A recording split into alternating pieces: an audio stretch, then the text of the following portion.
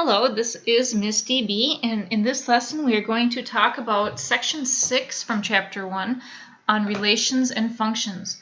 Very important that you understand what a function is. We will be working a lot with functions for the rest of the year. You need to be able to find the domain and range of both relations and functions, and then in this lesson determine whether or not you have a function or not. You will have to find the domain and range really for the rest of the year. It's a very important concept. A relation is just a pairing of input values with the output values. You can have it as a set of ordered pairs. It could be a graph. It could be a table as a diagram. It's just really any kind of equation you could write as a relation. The set of the input values is called the domain. So whatever you're able to use for input is the domain. Whatever you get for the output is called the range. So you often will get to pick the input or pick the domain, or maybe it'll be implied or given to you in the problem. The range can only be found from the problem itself. It's a specific right or wrong kind of answer. Let's look at some examples. You can have a mapping diagram where you have the input it's usually on the left, and the output on the right. And in this case, our domain is just 2, and our range is some letters A, B, C. So 2 can go to A, 2 can go to B, 2 can go to C. This is a relation. You can write it, you can draw a diagram or make a picture like the mapping one above. You can do a list of ordered pairs where the input is first and the output is second, so 2A, but we also have 2B and 2C. Once you write your list of ordered pairs, you close them with this curvy bracket.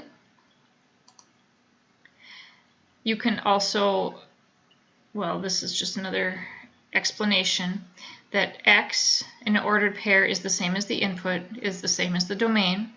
Y of an ordered pair is the output, which is part of the range. All right, here's an example. Give the domain and range. That's all you have to do for this. Give the domain, give the range. The domain is the X values. Those are the inputs. The range is the Y values. If you are asked to give the domain and range, you need to write the word domain out and then put the curvy brackets and write all of the parts that are in the domain. In this case, it's just a list of the ordered pairs, just the X coordinates for the domain. If a number appears more than once, you only write it once.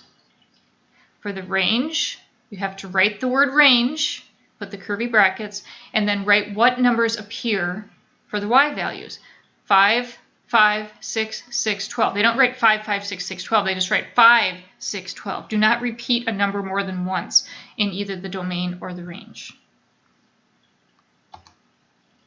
These are from your worksheet. Give the domain and range. So the domain is the input, the range is the output. In this case, the input is the years, 2001, 2002, 2000, so on. So you are going to write them out, type them out, put commas between them, put all of them, and then put the curvy bracket at the back. See, the domain, the word domain is already written, otherwise you'd have to write it. And here's range. Those are going to be the outputs or the Y values, or in this case, the prices. And we'll just write them all the way across until you get done. If there was more than one number, you'd only have to list it once. But in this case, they're all different. We can also have a relation from a graph, and then we can find the domain and range. It might help you in this one to write down what each of these points are. This is the point -4 for the X value and 2 for the Y value. This is the -3, 1. This one is -2, 0. This one is -1, -1, and there's one more there. Oh no, that's just 0, -2. So the domains are going to be the X values, -4, -3, -2, -1, 0, and you'll put them all down, separate them with commas. And then the range is the Y values. Now, they didn't start with 2 because they generally will list the domain and range in order from least to greatest. So in this case, they're starting with the -2, which is the lowest y value of any of these coordinates, and then you would make your way up 0, 1, and 2. And remember to separate them with commas and to close with the curvy bracket. And that's it, domain and range. All right, this is an attempt at explaining what a function is. So this is from your book, but it's kind of good. Okay, suppose you are told that a person entered a word into a text message, but they had one of those old flip phones that by the 1 there was 3 letters and by the 2 there was 3 letters, and they had to do it that way. So they pushed the number 6284 on a phone. Okay? And it would be very hard to determine the word without seeing it because each number can be used to enter 3 different letters. So here's an example of a phone that has the letters paired with the number. So if you see, like, call 1-800 cabinets for us or whatever, the C would be the 2. If you ever hear something like that on a jingle. The A would also be a 2, so far we're at 2-2. So this is the way you could text or write words using just the phone digits. So there's a number and then there's a letter. So the 6 is paired with the M, it's paired with the N, and it's paired with the O. The 2 is paired with the A, the B, and the C, and so on. So this is a relation where the number is paired with the same input is paired with several different outputs. The same input is paired with several different outputs, just like an old phone. However, if you are told to enter the word math into a text message, you can easily determine what numbers you would use because each letter only appears once on the key. So if we go back to this, here's M, here's A, here's T, here's H. So you would know right away that it's 6284 are the numbers you had to use. Because M only goes with one letter, A only goes with one number, T only goes with one number, and H only goes with one number. So the first example is a relation where we have one number going to 3 different letters. That's a relation. But in a function, that's when you are matching one input with exactly one output. There's only one option for M to have for a number, and it's 6. That's a function. In a function, there is only one output for each input. Each element of the domain is mapped to exactly one element in a range. This is the definition of function. Each element of the domain is mapped to exactly one element in the range. Put this in your notes. Call this a function. If you are ever asked, like you will be on your worksheet, to explain why something's a function, this is why. You would say because each element of the domain is mapped to exactly one element in the range. That's what a function is. That's your reason for saying something is a function.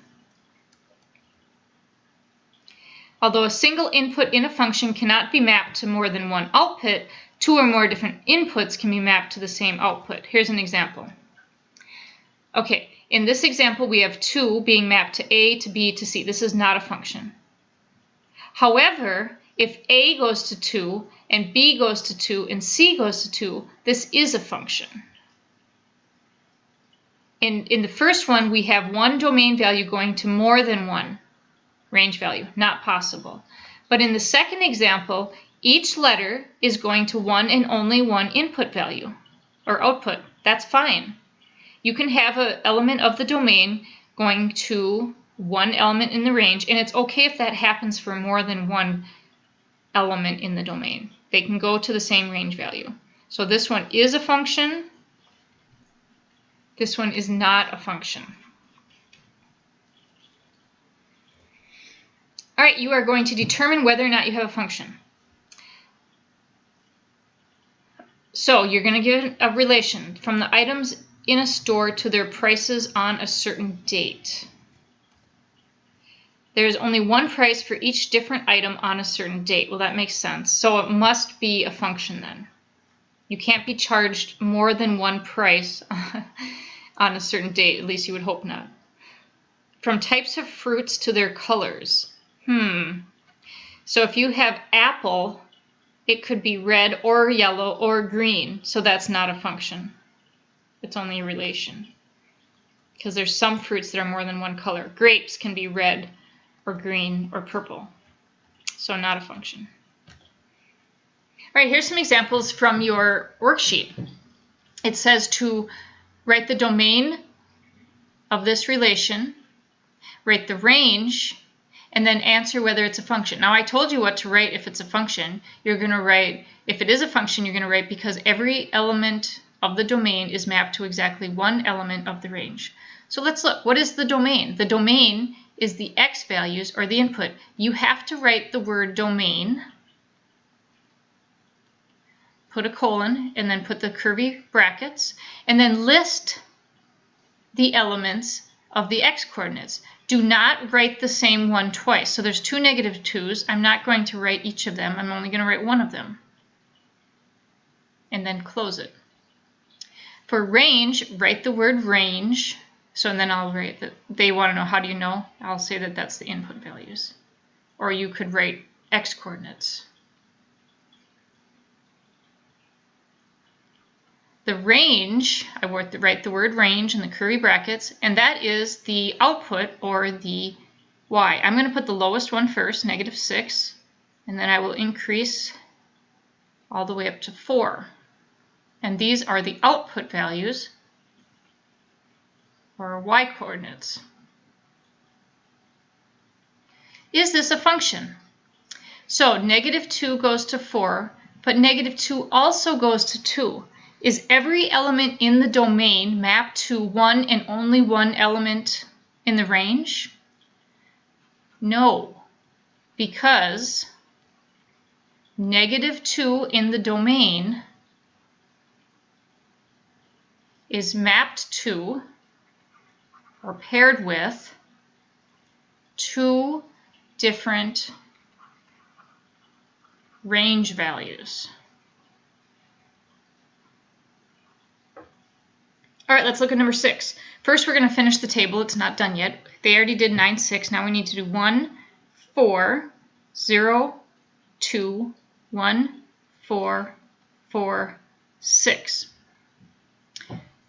Let's write the domain. They didn't ask us to, but let's list it anyway. The domain is 9, 1, 0, 1, 4. Let's write that in order from least to greatest. 0, don't repeat any numbers. 1, 4, 9. Let's write the range. Smallest one is 2, then 4, then 6. Okay, in order to be a function, each element of the domain, the input, has to be mapped to one and only one range value, or output. So 9 goes to 6. Is there any other 9s? No, so that's good. 1 goes to 4. Here's another 1. But it's also going to 4, so that's okay. Here's a 0, it's going to 2. Here's a 4, it's going to 6. So it's okay that they listed the same point twice. That doesn't mean that it's not a function. That doesn't invalidate it because it's got the domain of 1 going to 4. It just happened a couple times. So you would say yes, and your reason would be exactly what the definition of a function is. It would be yes because every element in the domain is mapped to exactly one element in the range. Or you could say every input value is mapped to one and only one output value. Or every range domain value has one and only one range value. So it is a function. Okay, here's a really, really easy, fast way to check if a graph is a function. A vertical line cannot be a function, first of all. A vertical line is never a function. You know, the kind of vertical line where you have like x equals 4. So you have a line like right here. This is never a function because every x value has the same y value. Not a function. All the rest of the linear equations will be functions. Every other linear equation will be a function. There's other things that are functions too. If you can have a vertical line drawn through the graph and it only touches the graph at one spot, wherever you draw it, then it's a function. It passes the vertical line test. The vertical line test says that if it passes through more than one point on the graph of a relation, it is not a function. So over here, this one is not a function because it goes through 1, 2 times. So to do the vertical line test, it's very simple. You just draw straight up and down lines. There, it's only one time. Try a few other places. Only one time. Only one time. Only one time. Everywhere that I could draw a straight up and down vertical line, it would only pass through the graph once, so therefore it is a function. In this one, we have two lines together as the relation. Any vertical line drawn would hit 1, 2 times. So this fails the vertical line test. Okay, these are on your worksheet. You can draw vertical lines and you can determine if yes or no it's a function. If not, if you say it's not a function, identify 2 points a vertical line would pass through. For example, I'm going to do number 9. If I drew a vertical line right here, so this is not a function, because my vertical line passed through the points, let's see, that would be 2, 2, and 2, negative 2. So the same domain value of 2, the same x value of 2, went to 2 different range or y values. So it's not a function. In the last part of your worksheet, you're going to kind of combine what you've learned. You're going to write the domain, you're going to write the range, and then say whether or not it's a function. Remember that if it's a function, every element of the domain has to be mapped to one and only one element of the range. So if it is a function, you say yes, because every element of the domain is mapped to one and only one element of the range. If it's not a function, you can give the specific example. Like you can say the domain value of 7, which is the only value in the domain, is mapped to more than one value in the range. It's mapped to 1, it's mapped to 2, it's mapped to 3. Okay, so let me know if you have any questions. Do a good job on this, and I will talk to you soon. Thank you.